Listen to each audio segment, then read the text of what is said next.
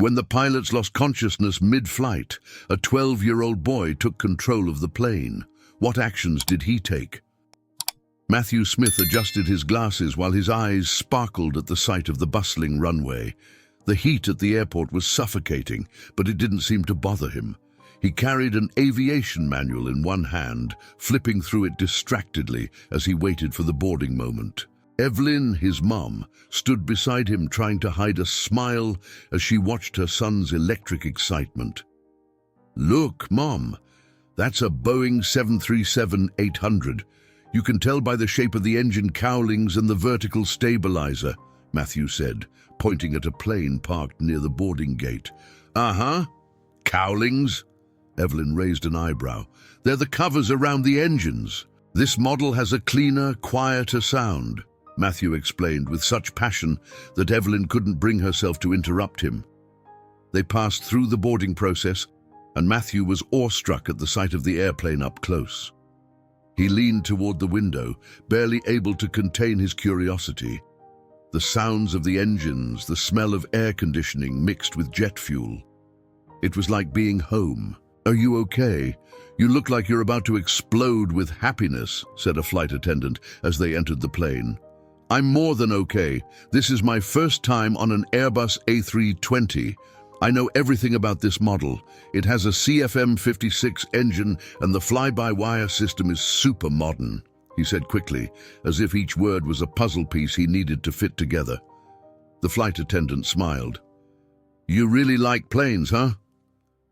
Matthew didn't respond. He was already lost in the details of the cabin. Once seated, he pulled out his manual and started flipping through it again, pointing at technical diagrams. "Look, Mum, this is the instrument panel. Does it look complicated to you? It's not that hard. This button controls the navigation mode, and this one adjusts the flaps." Evelyn just shook her head, amazed by her son's knowledge. During takeoff, Matthew watched everything intently. He felt the thrust as the plane accelerated down the runway and could almost hear the calculations in his head. When the wheels left the ground, he grabbed his mom's hand, his eyes fixed on the window. "It's incredible, isn't it? How something so heavy can fly like this," he murmured, almost to himself. Minutes after reaching cruising altitude, the same flight attendant returned and knelt beside him. "So, little pilot, do you want to visit the cockpit?" Matthew's eyes widened. Evelyn hesitated, but before she could answer, he was already pleading, "Please, Mom, just for a minute." After a brief conversation, Matthew was taken to the cockpit. Inside, he was fascinated by the illuminated instrument panel. The pilots, an experienced captain and a younger co-pilot, were friendly and chatted with him for a bit. "Did you know the A320 is your model?" Matthew asked. "You're absolutely right. Looks like we've got a future pilot here." The captain laughed, impressed. When Matthew returned to his seat, he was still ecstatic. For the rest of the flight, he couldn't stop talking about what he had seen and learned. For him, it was a dream come true. But that dream was about to turn into something he could never have imagined. The constant hum of the engines enveloped the cabin in an atmosphere of serenity. Matthew Smith couldn't take his eyes off the wing of the Airbus A320 as it glided through the sky like a majestic bird. From his window seat, he mentally calculated the plane's speed based on the time and distance between clouds. His enthusiasm for aviation was so evident that even other passengers glanced at him with a mix of curiosity and fondness. Evelyn, his mother, was flipping through an in-flight magazine absent-mindedly. "Matthew, do you want something to eat? I can get you a sandwich." "No, thanks, Mom." He barely listened to her, lost in thoughts about the landing procedures he had read about that morning in his manual. To him, the flight wasn't just a means of transportation, it was a learning opportunity. Matthew paid attention to every little detail, the slight tilt of the wing, the way the plane sliced through the clouds, and the movements of the cabin crew. All of it formed a fascinating choreography he longed to fully understand. The intercom interrupted his thoughts. Ladies and gentlemen, this is your captain speaking. We are currently at 10,000 meters, flying over the Gulf of Mexico. Conditions are optimal, and we expect to land in Miami on schedule. Thank you for choosing to fly with us. The captain's voice was reassuring, and most passengers relaxed even more. However, Matthew, always attuned to details, noticed something. "Mom, did you notice that?" "Notice what, honey?" "The speed changed a bit. I think they're adjusting the engine power." Evelyn chuckled softly. "Can't you just enjoy the flight like everyone else?" Matthew smiled, but before he could respond, his attention was drawn to a slight vibration. At first, it was almost imperceptible, but soon it turned into a more noticeable movement. The captain spoke again. "Attention, we've encountered a bit of turbulence. Please remain seated with your seatbelts fastened." Matthew looked out the window. He watched the wings flex slightly, adapting to the changes in the air currents. "This is normal, Mom. Planes are designed to handle this stuff," he said, trying to reassure her. But the turbulence intensified. Small jolts turned into violent shakes that caused some passengers to scream. Warning lights flickered, and tray tables rattled on their hinges. A few oxygen masks briefly dropped before retracting back into their compartments. Evelyn grabbed Matthew's hand. "Is this normal too?" "It depends, but something feels off." His voice carried a hint of worry. The cabin fell into an uneasy silence, one that wasn't comforting. It was tense, broken only by the sound of objects falling and nervous murmurs among the passengers. Matthew stared toward the cockpit door. There was no movement, no signs of communication from inside. It unsettled him. "Mum, I think something's wrong. The pilots haven't spoken since the turbulence started." Evelyn tried to calm him. "Maybe they're busy handling the plane. That happens, doesn't it?" Matthew didn't answer. His instincts told him there was more to it. He observed the flight attendants gathering briefly at the back of the aisle, their faces reflecting restrained concern. One of them, the same one who had invited him to the cockpit earlier, noticed his gaze and approached. "Are you okay, little pilot?" she asked, with an attempt at a smile. "Is everything okay with the pilots? We haven't heard from them." The flight attendant hesitated for a moment. "I'm sure everything is under control. Just stay calm." But Matthew couldn't stay calm. Something inside him screamed that things weren't right. The turbulence eased slightly, but didn't completely subside. He looked at his mother, who was trying to hide her nervousness. Then he looked back toward the cockpit. "Ma'am, I think you should check the cockpit." He spoke with a seriousness unexpected for someone his age. The flight attendant stared at him, surprised by his tone. "We can't just open the door like that, sweetie. There are protocols." Matthew nodded, but his unease didn't fade. Something was wrong, and soon everyone on that plane would find out. The tension in the cabin was palpable. Although the turbulence had subsided, the passengers couldn't fully relax. The sound of oxygen masks releasing and the earlier jolts remained fresh in their minds, like a persistent echo. Matthew Smith, with his eyes fixed on the cockpit door, felt his worry grow. "Mom, something's wrong." His voice was low but firm. Evelyn tried to calm him, but this time she was also worried. "Matthew, I'm sure the pilots know what they're doing." But Matthew wasn't convinced. Something inside him, a mix of intuition and observation, urged him to persist. He looked at the closest flight attendant. "Miss, please, you have to check the cockpit. The pilots haven't spoken for a while, not even during the strongest turbulence.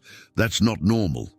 The flight attendant, a young woman with years of experience, tried to reassure him with a smile. "Don't worry, sweetheart, everything's fine. The pilots are focused. It's their job." But Matthew noticed something in her expression. It wasn't calm, it was doubt. Something inside told him she suspected it too. The young woman quickly walked away to speak with another attendant. Their whispers and gestures indicated they were considering what the boy had said.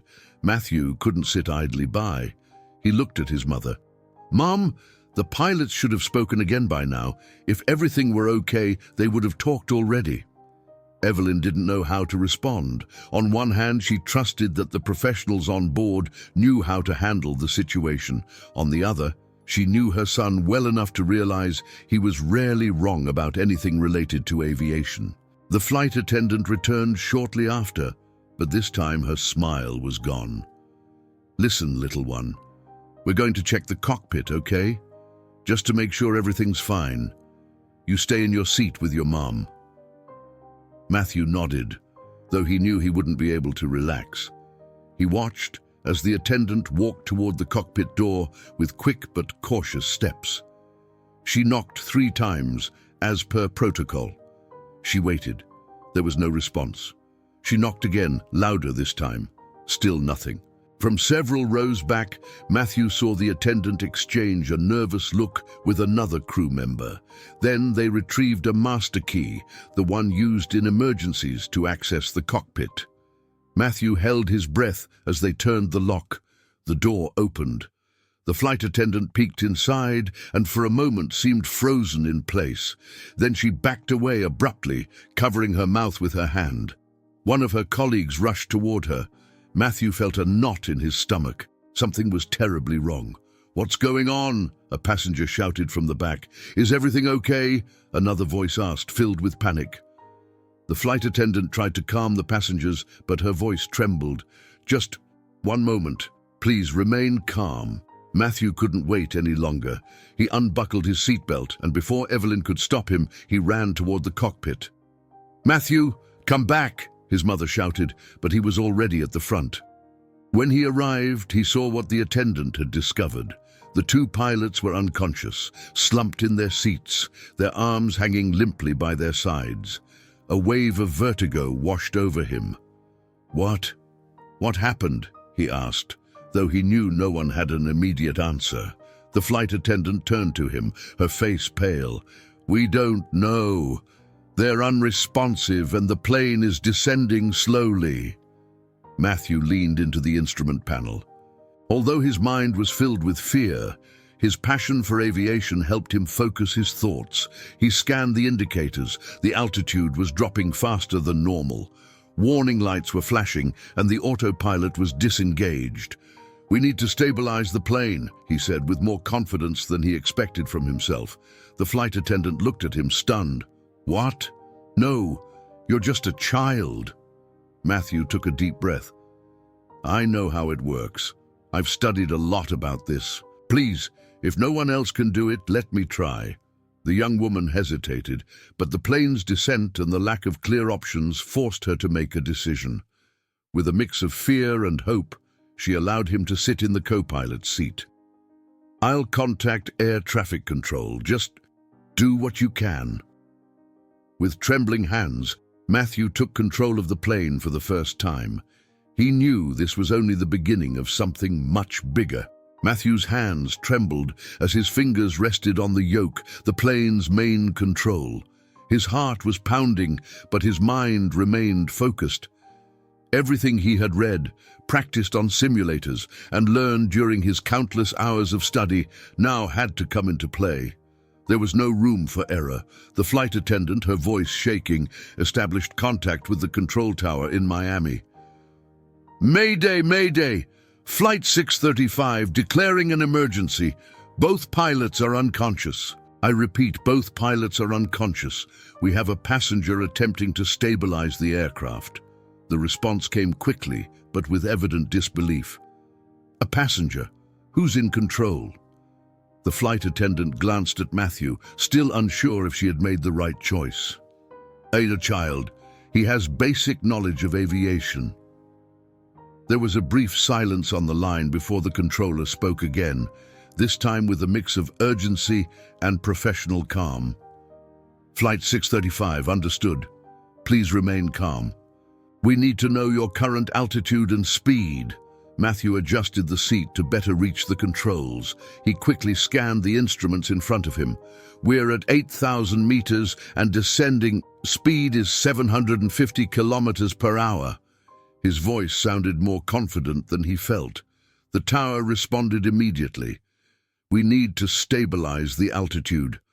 Hold the yoke with both hands and gently pull back. Not too much, just enough to level the plane." Matthew obeyed. Feeling the yoke's resistance in his hands was overwhelming, but slowly the descent began to ease. "I did it," he exclaimed, more to himself than to anyone else. The flight attendant let out a relieved sigh, but the controller interrupted. "Good job, but we're not out of danger yet. Can you activate the autopilot?" Matthew examined the panel. He searched for the switches, but the indicator lights showed a problem. "It's not working. I think it was deactivated due to the turbulence or a system failure." The tower responded quickly.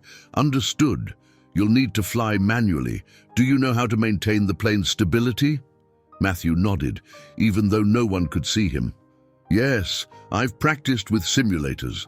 I know how to use the artificial horizon and altimeter." Evelyn, who had made her way to the cockpit, looked at her son with tears in her eyes, torn between fear and pride. "Matthew, be careful." He gave her a quick glance. "Mom, I can do this. Trust me." With guidance from the tower, Matthew managed to stabilize the plane, but his relief was short-lived. New warning lights began flashing on the panel. Matthew pointed at them. "What does that mean?" The flight attendant quickly flipped through an emergency manual. "It's the hydraulic system. It's failing. If we don't fix it, we won't be able to use the landing gear or flaps." Matthew felt a pit in his stomach. Without hydraulics, landing would be nearly impossible. "Is there a backup system?" he asked urgently. The tower responded.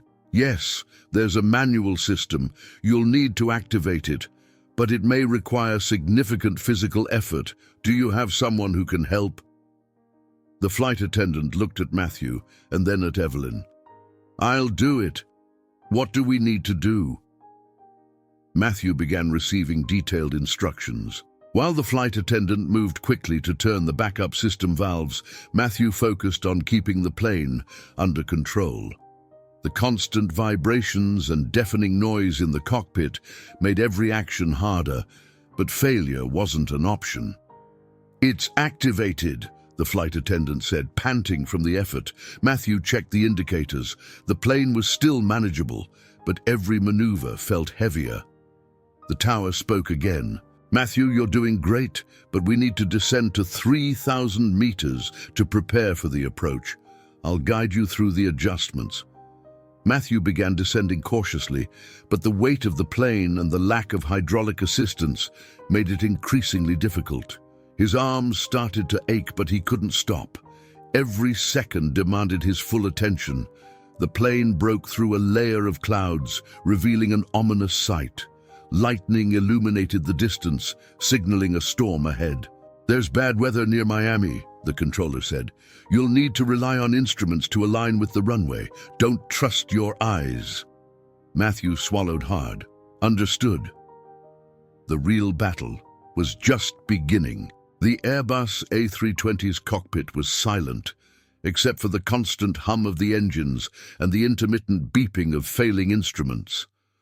Matthew Smith kept both hands firm on the yoke, his arms exhausted but determined.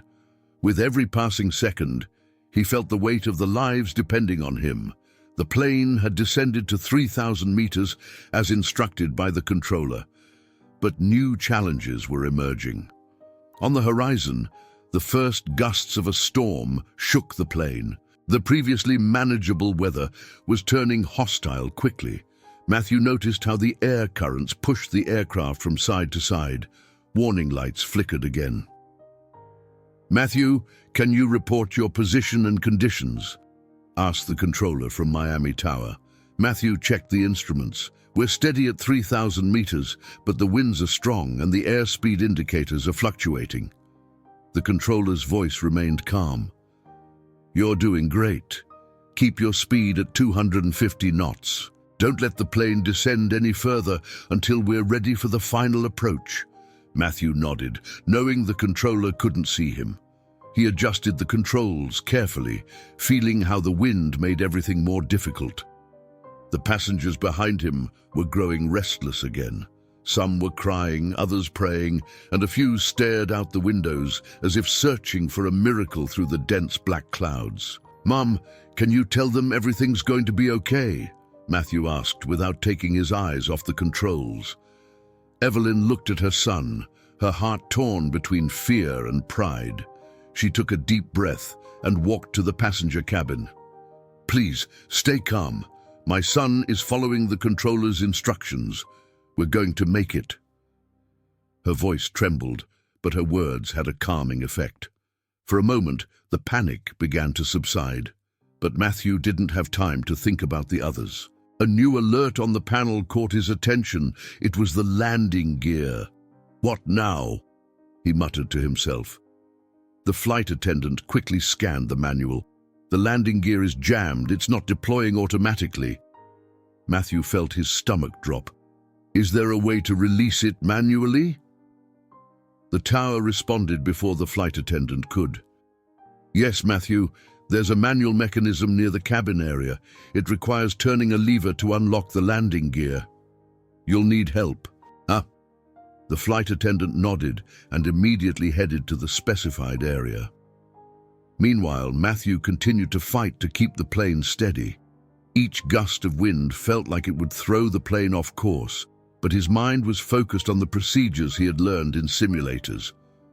"Matthew, adjust the flaps to mid-position to prepare for the approach," the controller instructed. Matthew located the flap controls and slowly adjusted them. The plane vibrated slightly as the flap change helped reduce the speed. "Flaps adjusted," he reported, trying to sound calmer than he felt. Meanwhile, the flight attendant and a volunteer passenger struggled with the manual lever. Matthew could hear their efforts as they fought against the jammed system. "It's so stiff!" the flight attendant shouted from the back. Matthew took a deep breath. "Don't give up! We need it to land!" Finally, a metallic sound indicated the lever had moved. From his position, Matthew saw the landing gear indicators change from red to green. He felt a brief wave of relief. "Landing gear deployed." "Well done, Matthew," the tower responded, their voice more encouraging now. "Now comes the most critical part. The storm is making things tricky, but you can do this. We'll guide you to the runway." Matthew looked out the window. Visibility was almost zero, but he trusted the instruments in front of him. The artificial horizon and heading indicators were his only connection to the outside world. The controller gave the first alignment instructions. "Matthew, turn to heading 275. Maintain altitude and reduce speed to 200 knots. "Understood." Matthew adjusted the yoke carefully. His hands were sweaty, but his focus was unshakable. Each second felt like an eternity as the plane responded sluggishly due to the hydraulic issues. The runway lights came into view briefly, flickering through the heavy rain. Matthew's hope rose slightly, but he knew the final minutes would be the hardest. The plane shook violently as Matthew Smith, sweat dripping down his forehead, fought to keep it aligned. The storm surrounding the approach area was relentless, with strong gusts of wind and flashes of lightning illuminating the sky. The engines roared, and the intermittent beeping of failing instruments filled the cockpit with deafening noise. The controller's voice echoed in the headset. "Matthew, you're 10 kilometers from the runway. You need to reduce your speed to 180 knots and maintain a stable descent angle. Use the artificial horizon as your guide." Matthew nodded, though the controller couldn't see him. He carefully adjusted the controls, trying to ignore the alarming sounds around him. His arms ached, and the yoke responded with resistance, making every maneuver a battle. The flight attendant, her face tired but determined, stood behind Matthew. "How are you holding up?" she asked, though the tension on his face made the answer obvious. "We're still on track," Matthew replied, not taking his eyes off the instruments. The passengers couldn't see what was happening in the cockpit, but they felt the tension with every movement of the plane. Some cried silently, others prayed, while a few kept their eyes fixed on the windows, hoping for a miracle through the dense rain and clouds. The controller spoke again, their voice steady but urgent. "Matthew, there are strong crosswinds at the runway threshold. At 500 meters, you'll need to counteract them manually to align the plane. Stay calm and trust the controls." Matthew took a deep breath. He had practiced this maneuver in simulators, but this was real life. And the wind pounding the fuselage was unlike anything he'd ever experienced before. "Understood. I'm ready." The plane broke through a dense layer of clouds, and suddenly, Matthew caught a brief glimpse of the runway lights flickering in the distance. Although the storm was still intense, that small beacon gave him a glimmer of hope. But there was no time for celebration. The most critical moments were ahead. "Matthew, you're at 1,000 meters, the controller informed. "Reduce the flaps to full position and set the landing gear for touchdown." Matthew quickly adjusted the flap levers, feeling the plane respond to the changes. The vibrations grew stronger, but the reduction in speed was noticeable. His body was tense, every muscle focused on the instructions. "Flaps set. Landing gear in position," he confirmed. The controller's voice became more urgent. "Matthew, the crosswinds are intensifying. You'll need to adjust your heading slightly to the left to counteract them, but remember, don't overcompensate." Matthew carefully made the adjustments, feeling the plane fight against the air currents. Every movement required absolute precision. The runway was now visible, though blurred by the rain lashing against the cockpit windows. 500 meters, Matthew. You're aligned. Maintain your angle and prepare to reduce speed on touchdown," said the controller, their voice steady but tense. At that moment, a powerful gust of wind caused the plane to sway dangerously to one side. The passengers screamed, and the flight attendant braced herself against the wall to avoid falling. Matthew gripped the yoke tightly, using every ounce of his knowledge to stabilize the aircraft. "You've got this, Matthew!" the flight attendant shouted, more to encourage him than out of necessity. Matthew, heart racing, adjusted the controls again. His mind worked quickly, recalling every procedure he had ever studied. "I can do this," he muttered to himself. Finally, the plane was mere meters above the ground. The runway lights shone brightly, guiding him like a beacon through the storm. Matthew made one last adjustment to the flaps and gently lifted the nose of the plane, following the tower's instructions. "Matthew, reduce impact speed. Keep the main landing gear down and touch down smoothly." The moment arrived. Matthew held the yoke firmly and, with precise movements, aligned the plane for landing. The main wheels hit the runway with a heavy thud, but the plane remained stable.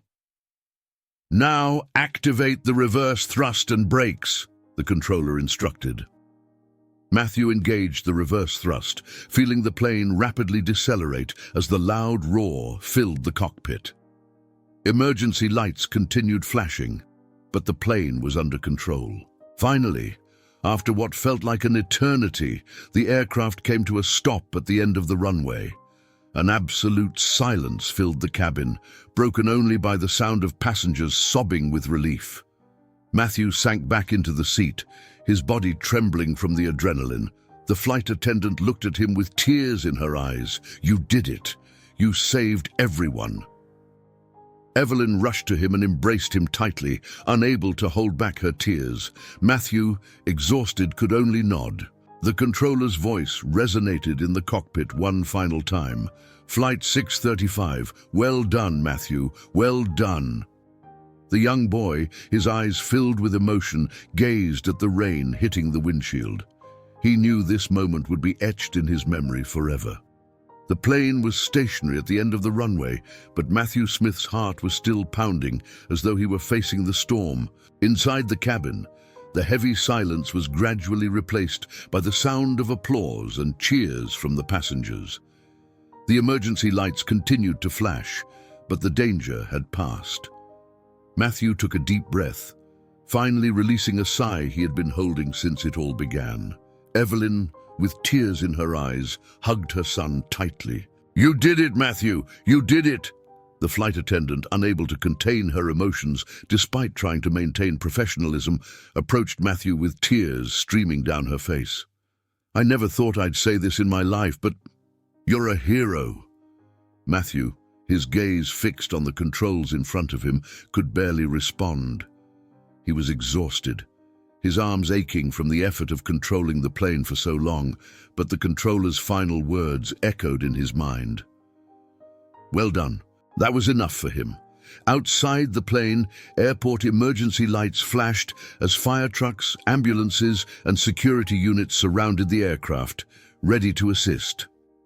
Matthew watched as raindrops hit the windshield, reflecting the blinking lights outside. The fire chief was the first to board the plane, followed by paramedics. They rushed to the unconscious pilots and began assessing the passengers.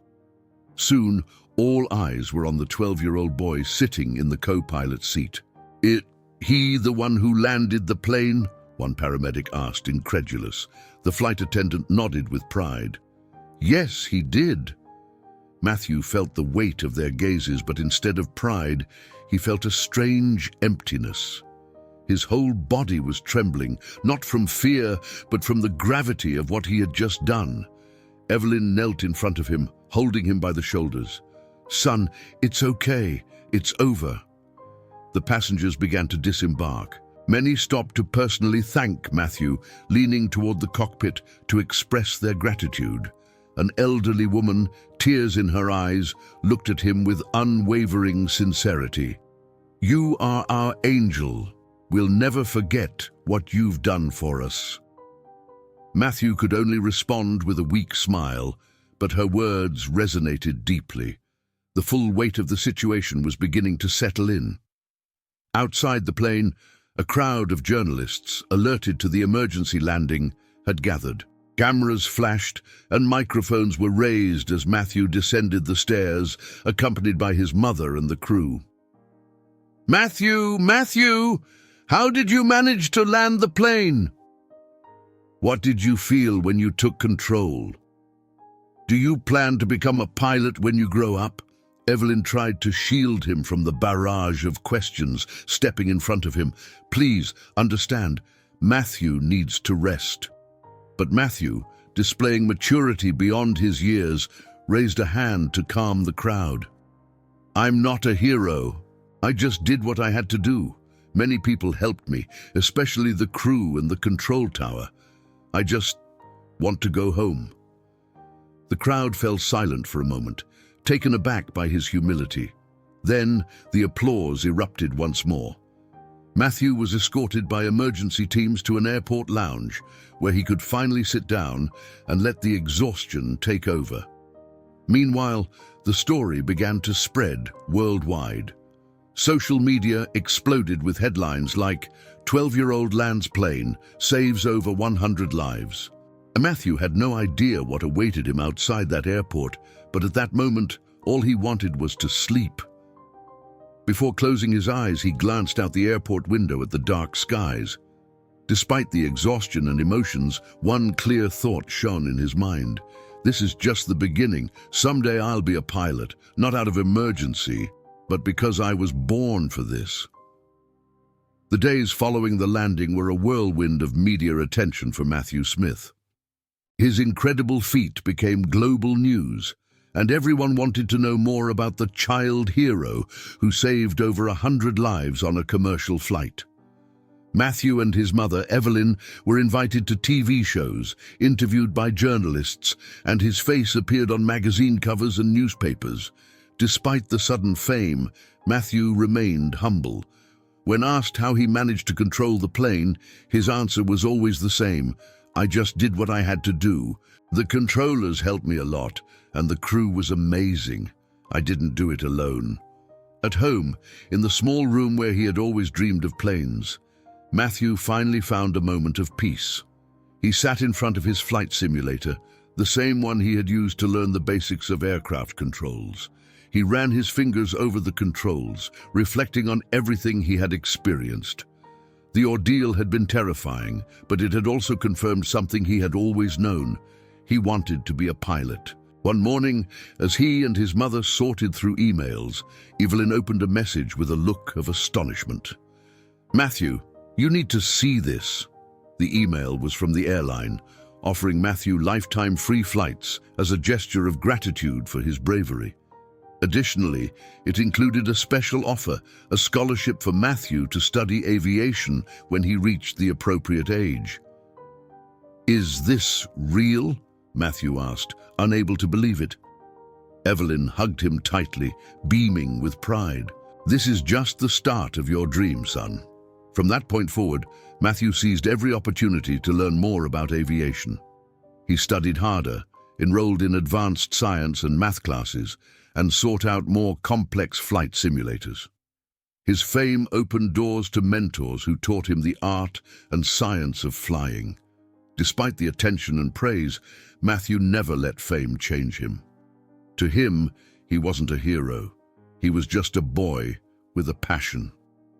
Every time he looked at the sky, he felt the same connection that had driven him to take control of the plane that unforgettable day. Years later, Matthew sat in a waiting room, not at a commercial airport, but at a flight training center. His uniform was crisp, and in his hands he held the same aircraft manual he had carried on that fateful flight. It was time to fulfill his dream of becoming a professional pilot. During his first training flight, as he took off for the first time as an official pilot, Matthew gazed at the horizon with a quiet smile. The sky, with its endless possibilities, was his to conquer. As the plane ascended, his mind briefly returned to the moment he landed that plane years ago. But this time, he didn't feel the weight of an emergency, only the excitement of the future. The boy who had dreamed of flying had grown up, and now he was ready to conquer the skies. The plane disappeared into the clouds, carrying with it a young pilot with a clear destination and a heart full of passion.